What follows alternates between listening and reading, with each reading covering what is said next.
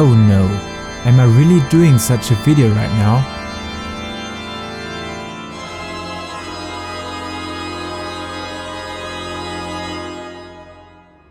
Fly, you fools!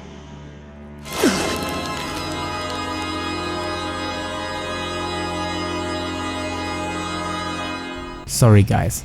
I personally love watching tier lists, and making them brings that sensation to another level. This sensation is wholly unfamiliar to me. I know these tier rankings are heavily controversial, but before starting into the more peaceful Christmas season of this year, let us get this over with. Before bringing up these complaints in the comment section, my highest Savage experiences are from Eden 2 Savage, and the only knowledge I have from Alexander Ultimate is from watching live streams or reading out the FFLog's statistic charts. So please take it easy and don't consider me as an authority on that topic. Still, I have played Final Fantasy a lot in the last weeks and could dive quite deeply into the theory and performance of many jobs. Furthermore, we are directly competing them after the changes of patch 5.1, mostly in Savage or Extreme contents, but also for raid finder stuff, which is a part of the game nonetheless. But my focus will strive towards the performance in the newest and most difficult content of the Epic of Alexander Ultimate. To get a better understanding of this image, jobs displayed as Desperius wearing the generic job gear or traits that describe the job specifically are jobs I already played in Shadowbringers and at least received some basic knowledge and experience in real fight situations. The jobs only represented by their job icons are those I haven't leveled on max level or lack the practice of playing them. So these are mainly assumptions according to other players' performance that I have witnessed so far. And the chart below represents the recent FFLog statistics of Ultimate Alexander kills and parses that have been uploaded. To the left we have the total parsing numbers of jobs, and on the right the RDPS chart that shows the damage people are dealing and counting in their raid contribution. On the lower right side this is HPS performance, because that is still a trait healers should be able to perform quite nicely, right? Okay, one last thing before starting this. The next part is spoken without a script, because I think on this topic some emotions in between words quite fit this controversial topic. So please apologize my improved but still very unfluent English. Round 1. Fight! Okay, let us start with the samurai maybe. He's here, so we will just take him. The samurai really performs quite nice since the patch launched and since we got some very important reworks. Maybe on this chart has been lost a bit against the others, but according to this chart you can also see that there are not so many parses available, so maybe we have not many players that have tested this. When we take the Eden Savage chart, maybe you remember it, into account, the samurai really destroys other jobs in DPS reasons, and I think he only is overtaken by Summoner or Black Mage, so he definitely is a solid A rank tier without any utility of course, but his damage is insane, so yeah, we just give him the A rank. Okay, let's move onwards with the Bard. Yeah, with the Bard I have kinda mixed feelings, because while his actual and real combat support feels very nice and yeah, much better than it looks on paper, as you can see here, he's very down against compete to melees or casters, but this chart also shows that he's very strong at Eden, at the Epic of Alexander, and according to feedback I have received on my Bard video, I think it's because of his multi-dot potential, and you have some phases at Alexander where you can multi-dot very good, and yeah, but overall I would definitely give him a decent position, because yeah, he just doesn't provide that much DPS, and I think this is only special for the Epic of Alexander, and if you don't have any multi-dot potential, yeah, the Bard may be at a lower tier, so yeah, I would rate him to B, because otherwise it would disalign with all the other traits we're talking about. Okay, as you can see, and maybe I will shortly explain this, the balancing is really great, and I really don't think that there are many problems with it. Yeah, exactly one problem, but we will come to that later. Okay, let's continue with the warrior. The warrior quite feels a bit shallow and a bit yeah, with all his damaging traits in Stormblood and everything, more concerned about focusing on DPS and everything like that. He feels a bit underwhelming at the moment, but he's still a solid tank, and as you can see from the graphics here, he still performs quite solidly. Just he's not very oftenly played. I have seen Xenosys Vex, who's an expert with warrior, and he has also cleared the ultimate version here. So yeah, I would rate him personally on the B ranking because of my tank comparisons again. He just feels lacking some supporting utility, and maybe he should be more stronger at his best trait, the damage, and that is not what he's very good at the moment. So yeah, maybe with gear scaling he becomes better and better, but at the moment he just feels a bit lacking compared to the other tanks.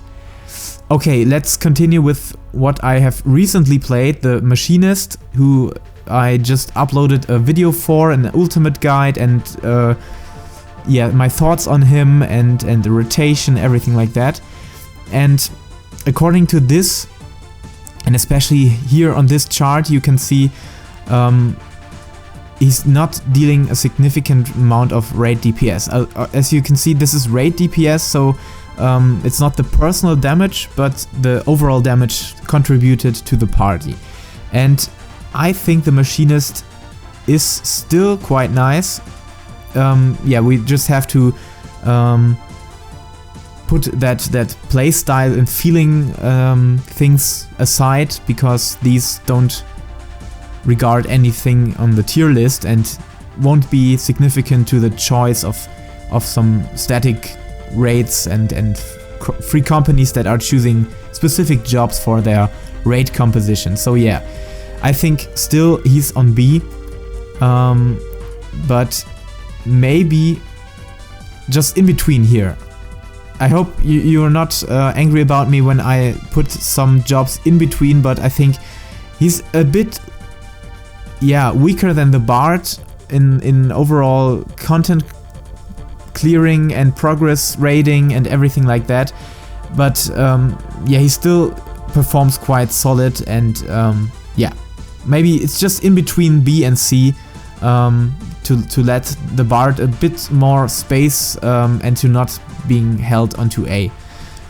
Okay, let us come to the Dragoon. There I have to say it's a bit easier because the Dragoon contributes so much to the party. He has Battle Litany, he has the Eye, and he also has quite some good flexibility. Of course, he still is the floor tank and very yeah, affectionate to raid mechanics and AoEs, but yeah, in his performance, on his performance side, he definitely is an A rank. So yeah, maybe he's also a bit on the S tiers, but yeah, the picture is so great, so big. The lens is just aiming towards S, so it's okay. We can get through that. Okay, let us continue with the Paladin. The Paladin maybe is lacking with his personal or contributed DPS to the party, as you can see from this chart here, but from this chart, this is the complete opposite, and you see nearly every group that is having a clear is using a Paladin. Yeah, we have nearly 70 parses, which is the third most parse value, so I think nearly every static group is taking a Paladin, and that is because all the utility and all the supporting abilities he has. And yeah, you know it from my comparison parts and from my comparison video. He's insane. So I would personally rate him among S tier, because he's just being played all over, and maybe even if the Gunbreaker or Dark Knight may peak the damage and provide more physical and raw damage to the group, he still is the second tank, and you won't find any double combo compositions very often. So yeah, I would definitely put him on S tier, because he's feels the strongest tank of all of them, so he has a big advantage over the others. So definitely S rank. Okay, let us come to the Red Mage. The Red Mage quite feels, he quite feels good in his overall appearance, but as you can see here, he's not chosen very often, just 4 passes, so at least 4 Red Mages in the world have cleared the Epic of Alexander Ultimate, which is, quite a devastating result, so maybe we should just accept that. And yeah, of course, it's because his damage is way below the one of the Summoner at the moment, and Summoner is overpowered, I know. And yeah, those who are still denying that fact, look at this statistics. The damage is so much higher than it should be. Maybe even if it was on the same level like the one of Monk, Dragoon or Black Mage, it still has raising abilities, devotion, and flexibility, is much stabler into any form of multi-dotting, and this may be the reason for this big advantage of the Summoner here. So yeah, the Red Mage is really underpowered and really lacking some DPS. I would definitely go the B tier here, because he still has good utility. He performs quite in the same personal DPS value like the Machinist does, but also provides some sort of boost to the group and progress traits like raising and etc. Yeah. Okay, coming to the Black Mage. The Black Mage definitely was S rank before patch 5.1, because he was dealing the absolute ultimate most damage DPS a job could come up with. So but according to the Samurai, who just came back in that game and just returned with his ultimate damage devastation, and some other casters that are completely overpowered, he would definitely deserve this A rank. We just ignore the fact that he's heavily difficult to play, and to perform this is shown by the bar here in that statistics, because there are many Black Mages that are just suffering from movement and everything like that. And as you can see here as well, people are not choosing Black Mage very often, so I would personally rate him still on A and not on B, because he's still performing better than Machinists or the Bard overall. The Bard only goes on to B rank because of being so strong at the Epic of Alexander, and I think he's just underwhelming in other contents. So yeah, the Black Mage is a bit stronger because of his insane personal DPS. Okay, so we have 2 tanks left here. Let's head for Gunbreaker. The Gunbreaker, as you can see, he's quite not very often used, but he provides still a very nice damage peak, and the overall DPS of the overall Gunbreakers is quite nice and performs quite well. So I would definitely put this on the A rank, or the A tier, because he performs better than Warrior, maybe not in defensive ways and self-healing and etc., but is still bit better in DPS reasons. Okay, coming to the Dark Knight, I think the Dark Knight quite is the special, unique person who has much opportunities for these ultimate contents, and like it was in Stormblood with Ultima Weapon Ultimate, where much magical damage has been dealt, and here the Dark Knight shined very brightly. So I think the Epic of Alexander consists of many spell mechanics as well. I looked into some live streams where they fought against the boss, and I think that people are not choosing Dark Knight very often without reason and logic. So yeah, definitely an A rank, maybe near to S, because his damage seems to be increasing over and over each content update and due to the gear progression as well. So yeah, maybe just an A rank, but with tendencies to S rank, definitely. Okay, this one, actually it should, like Larry put him in his video with fun reasons, it actually isn't funny at the moment, but it would be a serious distinction to S rank, the God tier, like Larry mentioned in his video, because he's just insane. We don't have to discuss that. Summoner is dealing way more damage than the others do and has lots utility and a much higher multi-dot potential, and is way more flexible than a Black Mage is, and has raising potential for progress. It's amazing. He just beats every other job in every situation. Okay, to those I'm not completely certain about and I haven't experienced by myself. We should work these off in a short time. Okay, the Monk seems to be heavy on his personal DPS and has still his Brotherhood ability, is still kind of flexible when you have the knowledge of each mechanic and so on, and then he will perform quite nice. And maybe he's quite ahead of Ninja or Dragoon in personal DPS reasons, and maybe just on the same stage and level of personal DPS like the Samurai is. So yeah, S rank would be too much, B rank would be very much too low, so A rank absolutely. The Dancer.